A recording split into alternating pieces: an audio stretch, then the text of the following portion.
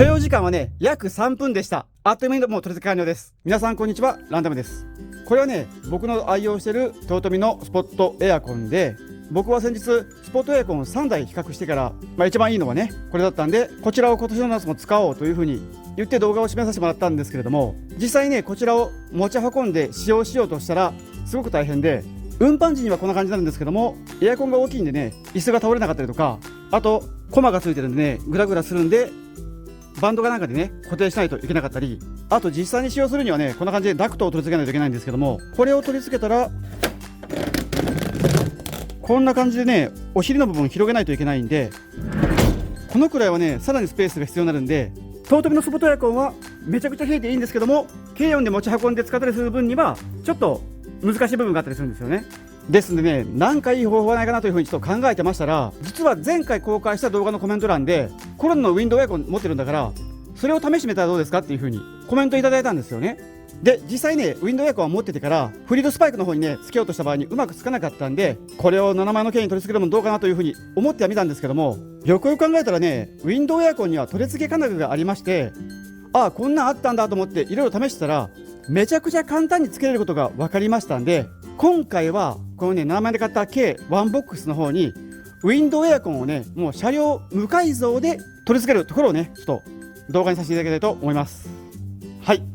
ちなみにね、ウィンドウエアコンのその取り付け方法に関しては、多分誰もしたことがない本邦初公開の方法に、ね、なると思いますんで、皆さんね、よかったら最後までね動画のご視聴の方よろしくお願いします。はい、ということでね、こちらが僕が持ってるエアコンの箱ではあるんですけども、こちらはね、コロナウィンドウエアコン CW16A-WS っていう分で、今はね2022年版が発売されてるんですけども、僕の分はね2019年製のものです。で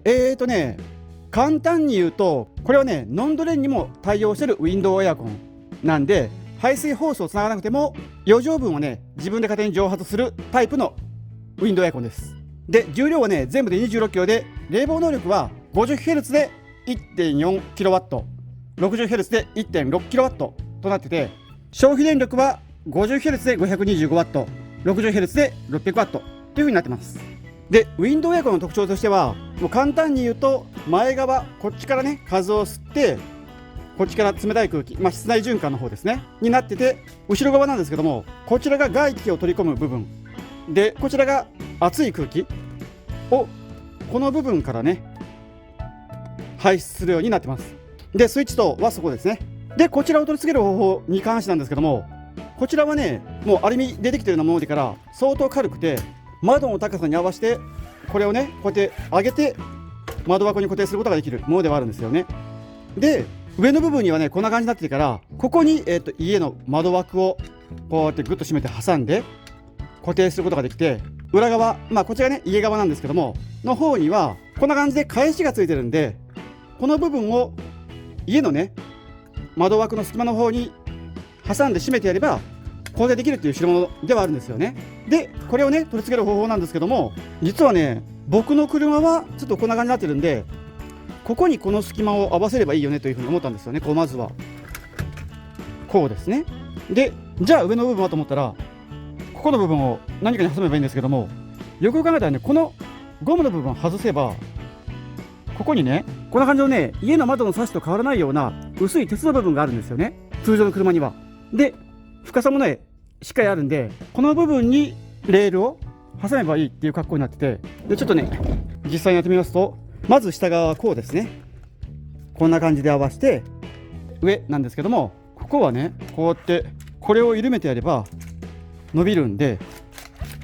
こうやって当ててやればもうこの状態でレールの中に入ってるんですよね。でまずはこのネジを止めてちょっと固定するんでやりますね。こっちもですね。はい、あとはね上側をギュッギュッとね締めていくと完成です。はい、これだけです。もうねこれだけで窓枠はしっかり取り付けられました。もうねこれ引っ張ってもね車が一緒に揺れるぐらいです。はい、であとはねエアコン本体を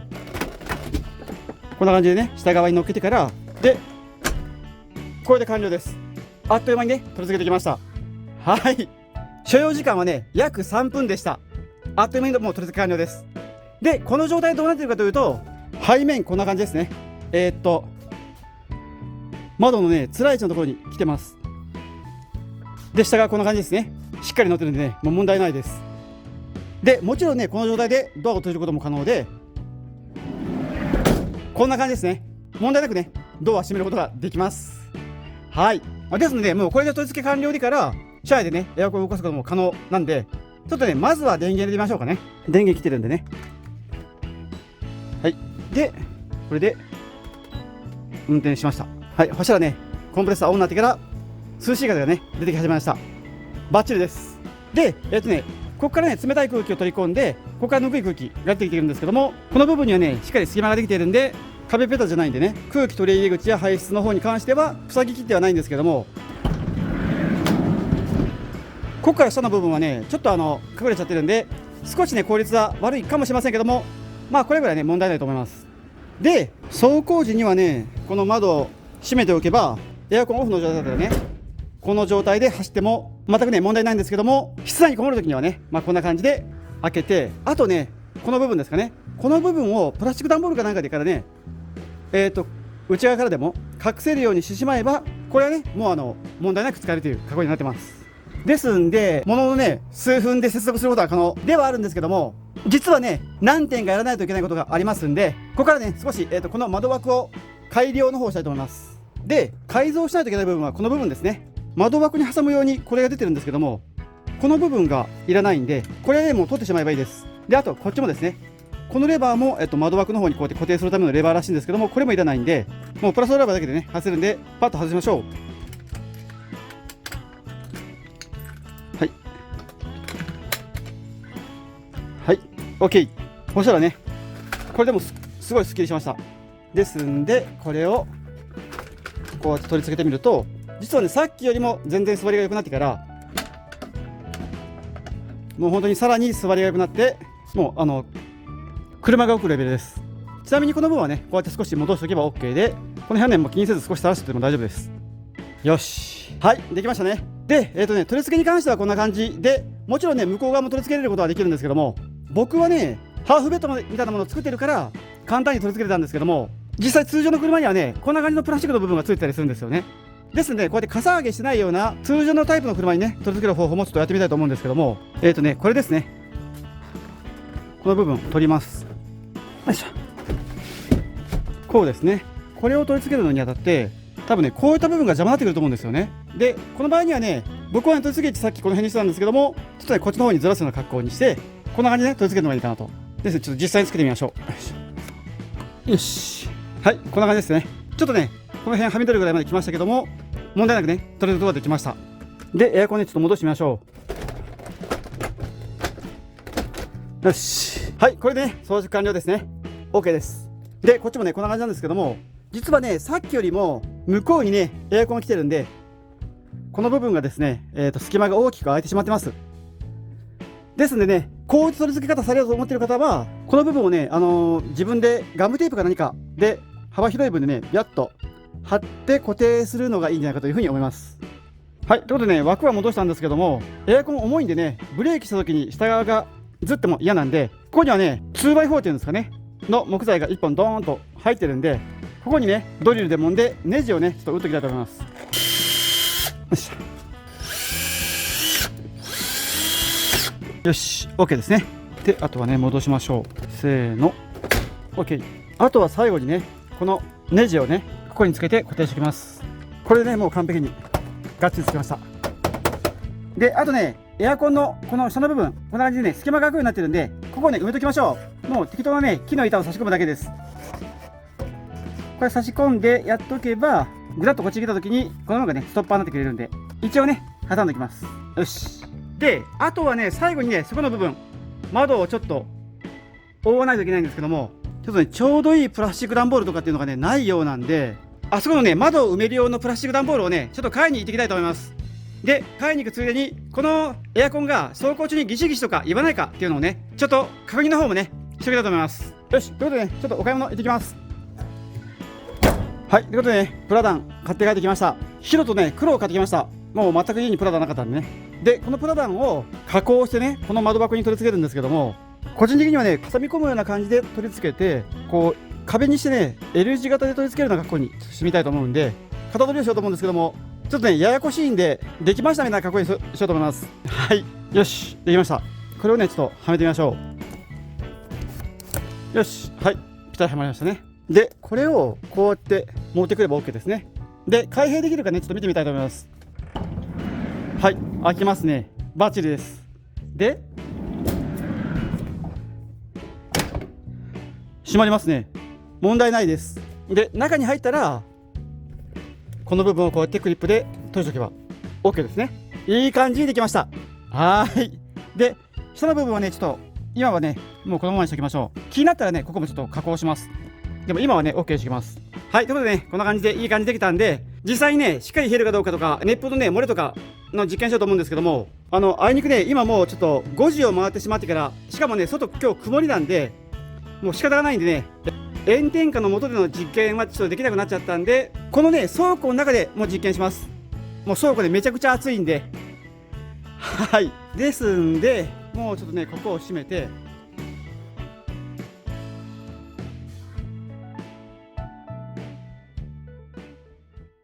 はい、ということでね、あの後実は車内にこもって実験をして30分間で車内の気温をね5度下げることに成功したんですよね。ですんで、しっかり冷えますねっていう風に動画を撮って締めたんですけども、よくよく考えたらねちょっとエアコン周りの排熱の処理に関してちょっと間違ってるところがありまして、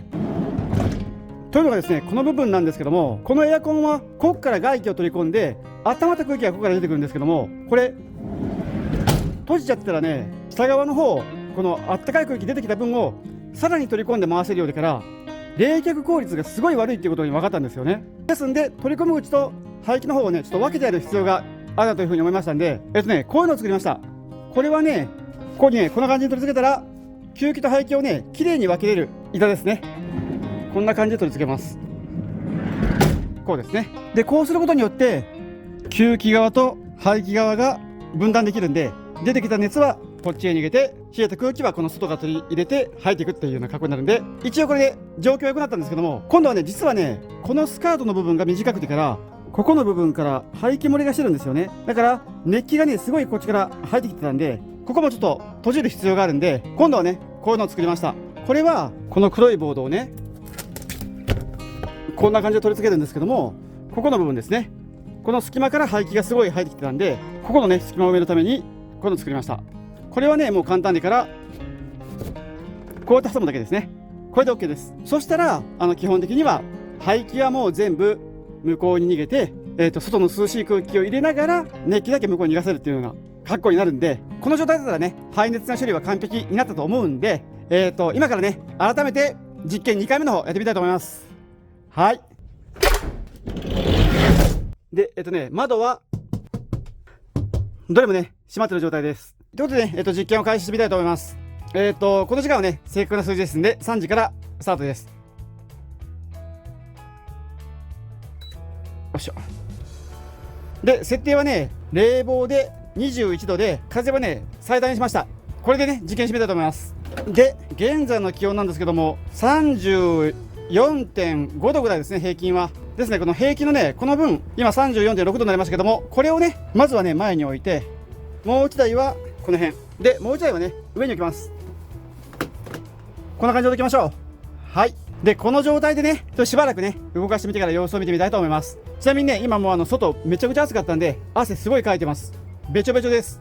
よし。で待ってるのもなんなんでちょっと実験しようと思うんですけども、今ねエアコンから自分までの距離がねだいたい60センチぐらいです。一番壁ベタに今ついてるんで、この状態で自分の顔あたりにね来る風をちょっと見てみようと思うんですけども、 1.6 メートルですかね。それぐらいね数字が出てます。で強風でね1.56 なんで扇風機までの風じゃないですけども、ちゃんとね冷気が来てるという過去ではあります。であと気になると思うんで、この今動かしている状態の音を聞こうと思うんですけども、ちょっと風の音が入らないように向こうだけ向けますね。約 50.7 デシベルぐらいですかね。はい。とりあえず風今日の状態で 50.7 デシベルでした。はい。でこの時の消費電力なんですけども660ワットぐらいですかね。はい。この辺はねなんかいろんな設定によってちょっと変動があると思うんですけども、2000ワット級の電源だったら3時間は連続運転が可能という格好ではありますね。はい、わかりました。よし、じゃあね、ちょっとしばらく車内でね、のんびりしながら、どんな感じになるのかっていうのをね、ちょっと様子を見ていきたいと思います。はい、ということでね、実験開始から10分が経過しました。そしたらね、現在の気温が 32.2 度ですね。ということは、開始時からもういきなり 2.3 度ぐらい下がってます。早いですね。あ、また下がりました。出てくる空気はね、本当に涼しくてから、きちんと車内は冷えてます。で、床の分の温度も 32.4 度なんで、こちらもね、2.1 度減ってますね。で、高い位置の温度はと言いますと、こちらは 33.2 度ですね。1.3 度ぐらい下がってますね。はい。ですので、全体的にね、温度は下がってるんですけども、やっぱし天井付近はね、熱がこもりやすい場所ではあるんで、どうしても温度が高いみたいですね。はい。わかりました。で、そろそろエアコン本体も冷えたと思うんで、温度見てみようと思うんですけども、中の空気の出てきてるところの温度が 11.1 度とかですね。かなりね、冷たい空気が出てます。これはバッチリですね。はい。ちなみにエアコン本体は24度で、車のボディは30度あります。だからね、しっかり本当に冷却できてるエアコンですね。はい。ただしね、ちょっと、やっぱし、冷えてる時は、消費電力上がるみたいでから、726ワットとか出てますね。これはね、やっぱし間違いじゃなかったんですね。どうしても高い数字が出てしまうみたいです。はい。仕方ないですね。了解です。ちなみにね、部屋がある程度まで冷えたら、どんどんね、消費電力下がっていくのは、確認できてます。はい。はい。ということでね、またしばらく続けて様子を見てみたいと思います。はい。ということでね、20分が経過しました。そしたらね、今の車内の気温が 30.3 度ですね。すごい冷えてます。だからさっきよりも、さらに2度下がったという格好ですね。すごい冷えてます。はい。で、こっちの足元の部分も 30.9 度ですね。下がってます。しっかり。ただし、上に置いてる分に関しては、32.4 度ですね。なるほど。上の方はね、やっぱしちょっとぬくい空気が滞留してるんで、ここはちょっと仕方がないみたいですね。はい。OK です。ですんでね、20分間で車内の気温が 4.4 度下がったという格好ですね。はい。バッチリです。上出来です。でちなみに、車内はもうすごい涼しくてから、汗も引いてからね、サラサラです。気持ちがいいです。OK。ということでね、ちょっとまたしばらく様子見てみたいと思います。はい。ということでね、30分が経過したんですけども、現在の車内の気温は 28.8 度ですね。すごい下がりました。だから、最初に比べてから 5.9 度30分で下がったという格好ですね。これはね、相当下がりました。本当に涼しいです。はい。で、真ん中はというと、こっちも30度まで下がってますね。だから、4.5 度は下がってます。バッチリですね。で、最後に天井付近の分なんですけども、こちら 31.6 度まで下がってますね。開始時よりもね、3度ぐらい下がってます。ですね、ちょっと天井付近はね、やっぱりちょっとどうしてもしょうがないような格好ではあるんですけども、でもね、下がるということが分かりました。はい、バッチリですね。ですんでね、気温 34.5 度ぐらいの車内でも冷やせるってことが分かったんで、実験はね、この辺にしようかなというふうにちょっと思うんですけども、最後にね、ちょっと皆さん気になってる点を試してみようと思うんですが、というのがね、窓用エアコンっていうのは、コンプレッサーが落ちる時の音って結構大きいというふうに言われるんですよね。で、このモデルは静音タイプって呼ばれる分なんで、音は小さくなってるんですけども、多分ね、その辺気になると思うんで、ちょっとね、実験してみたいと思います。じゃあ、いきますよ。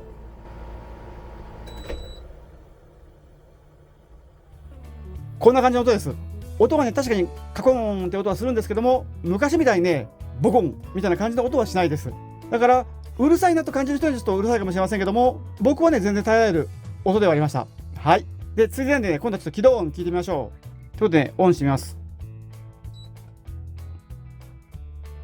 しばらくかかります。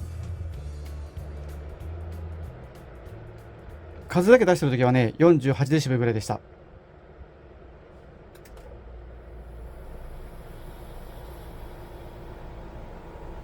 はい、こんな感じですね。1分30秒ぐらいでね、コンプレッサー回りました。で、起動音はね、停止音よりは小さかったです。はい、OK ですね。ということでね、車内しっかり冷えることが分かったんで、実験をね、終了したいと思います。はい、ということでね、今回は K1box の方にね、エアコンを車載してみたんですけども、いかがだったでしょうか。この取り付け方法はね、偶然本当に思いついたんですけども、車体の加工はね、基本的には不要で、もう本当にね、ネジだけで取り付けることができまして、で、あとね、実際に、僕、このつけたままで走ったりはしたんですけども、車が入れた際もね、エアコンがこう、ガタガタいうようなこともなくてから、もう安心してね、走行することができました。で、あとね、もう本当にしっかり車内が冷えることも分かったんで、エアコンの下をね、考えられてる方には、すごくおすすめな方法で、僕もねこの状態で、車中泊楽しみたいというふうには思うんですけども、電力消費量の方はね600ワットって書かれてるはずだったのにから、見たらね700何十ワットとか出たりとかしたりもするんで、電力消費量はねそこそこやっぱしどうしてもいるみたいなんで、その辺だけはね念頭に入れてもらえるのがいいのかなというふうに思いました。はい。であとね排水の方が気になる方がいると思うんですけども、これはねノンドレン式なんで一応排水は必要ないらしいんですけども、もしね処理しきれなかった場合にはここからねオーバーフローとして溢れてくるらしいんで、その点のみね注意されることをちょっとお勧めしたいと思います。はい。でちなみにね、僕この車で買い物に行ったんですけども、水がねこぼれてるような形跡は全くないんで、とりあえずね走行しても中の水はこぼれないのかなというふうにはねちょっと思いました。はい、こんな感じですかね。よし、ということでね、今回はエアコンを取り付けることができたんで、とりあえずね、夏の車中泊仕様第2弾は終わりということで、次はね夏仕様のベッドとか、あと物置とか、その辺ね DIY の方をやってみたいと思いますんで、皆様よかったらね次回もぜひご視聴ください。はい、こんな感じですかね。ということで今回この辺でご視聴ありがとうございました。